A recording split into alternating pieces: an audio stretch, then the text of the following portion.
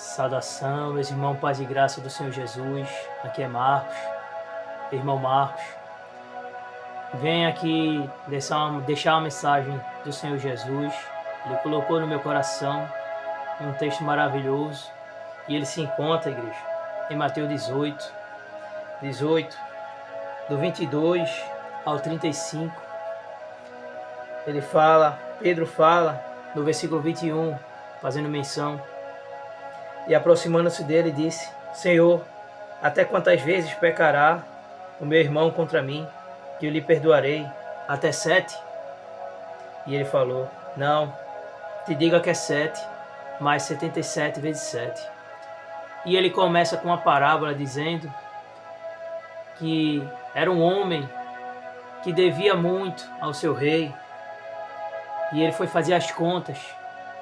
Só que ele se prostrou para o rei e disse: Senhor, sê bondoso comigo e eu vou te pagar. E o rei, com íntima compaixão, o perdoou. Só que esse homem que foi perdoado, ele também estava devendo, tinha outro homem devendo a ele também. Mas ele teve uma postura diferente. Ele falou: paga o que me deves.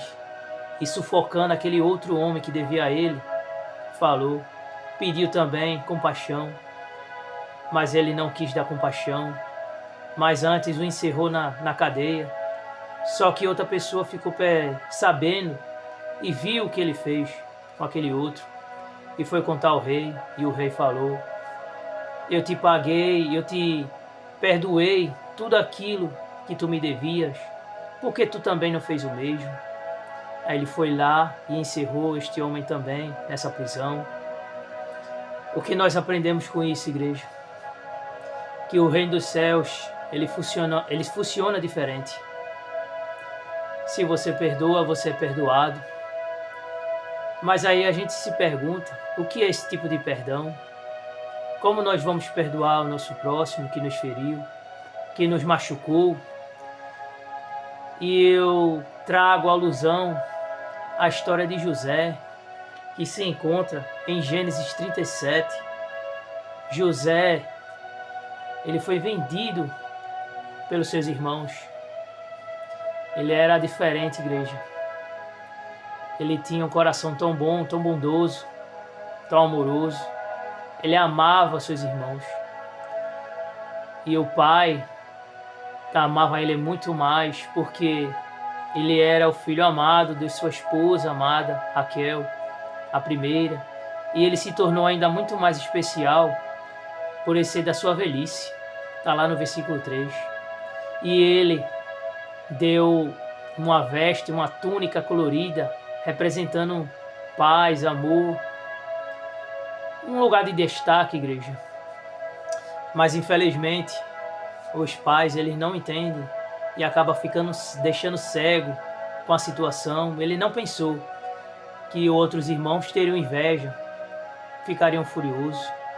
E isso só teve força para alimentar o que eles sentiam contra José. Um belo dia, eles atentaram contra a vida dele, precipitando ele naquele buraco. Mas ele ficou vivo. Depois, igreja, ele foi vendido para o Egito, se tornou parte daquele local, ficou tão distante da sua pátria, dos seus irmãos.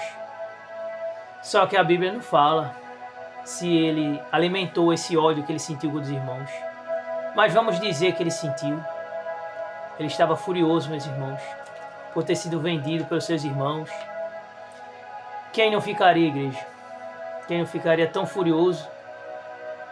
Mas lá no fundo ele amava seus irmãos, ele amava o pai. Quando ele se tornou abaixo do rei do Egito, ele teve uma sucessão tão boa, ele mandava no Egito. Só que ele queria ver onde estava o pai, os irmãos dele. E por acaso, ele ficou sabendo, quando ele viu os irmãos dele trazendo ouro para trocar por comida, porque estava tendo muita fome naquele local. Era a oportunidade perfeita para ele se vingar dos seus irmãos. Mas aí que está a igreja. É aí que está, aleluia. Ele não deu lugar à ira dele, mas antes, ele testou o coração dos irmãos.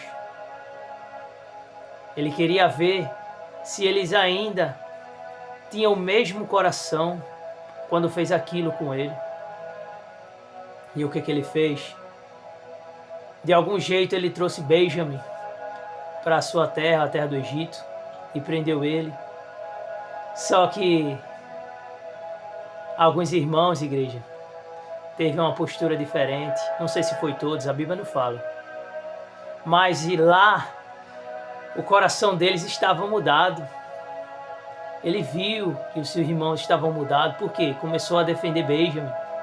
Nós não vamos fazer o que fizemos com José, com Benjamim não. Era um filho amado também de Jacó, porque era filho também de Raquel. Meus irmãos, que coisa maravilhosa. Ele foi lá e testou o coração dos irmãos para ver se eles ainda tinham raiva deles, se eles eram a mesma coisa, como ele fez com ele, precipitando ele no buraco e vendendo ele como escravo. Mas eles tiveram uma postura diferente. Mas aí que ele fez o quê?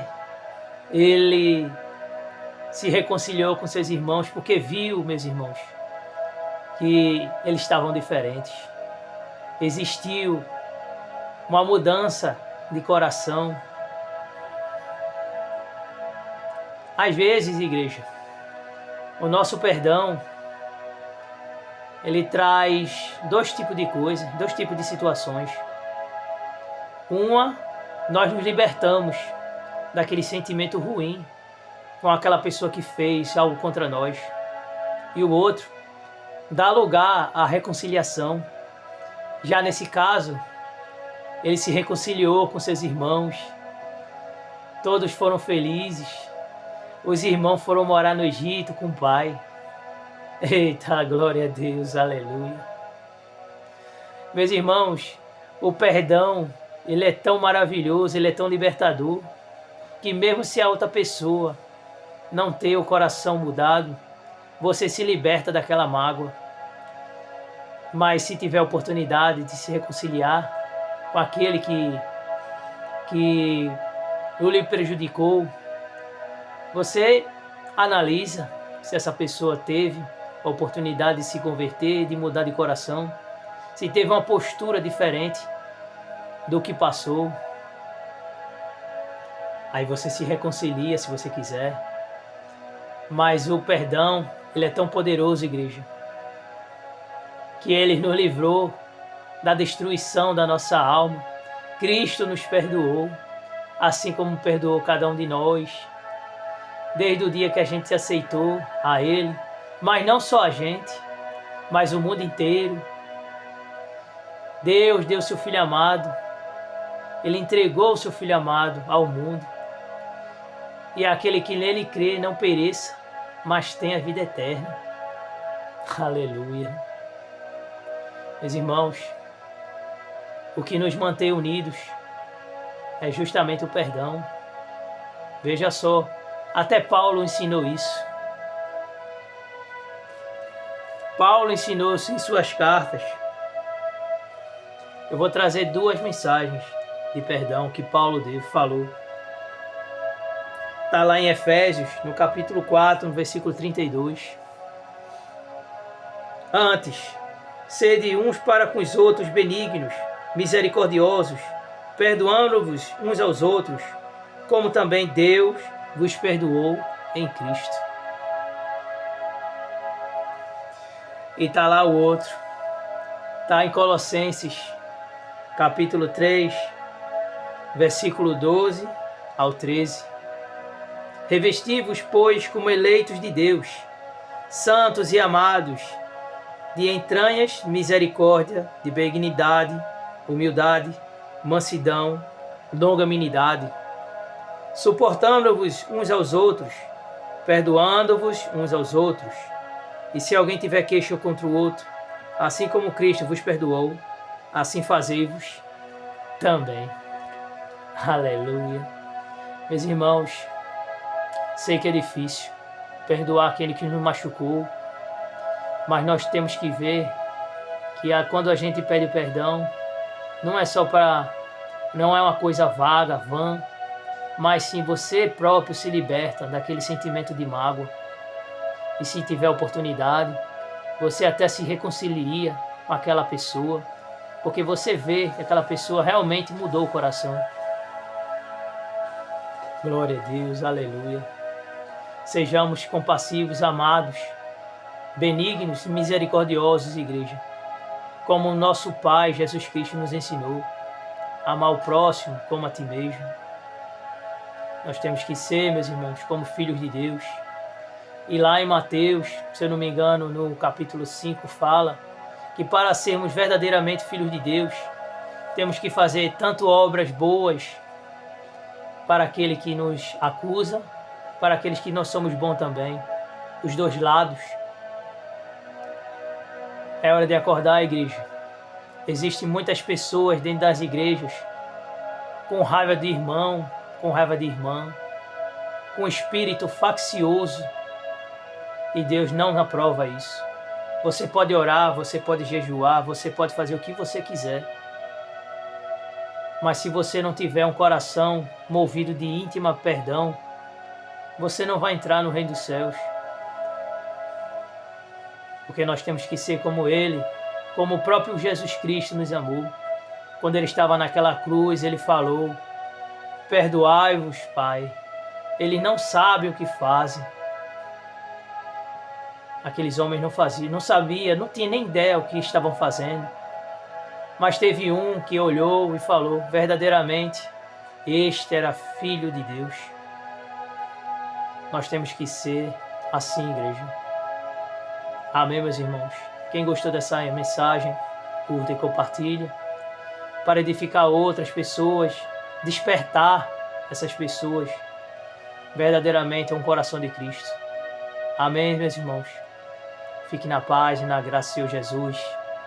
Amém.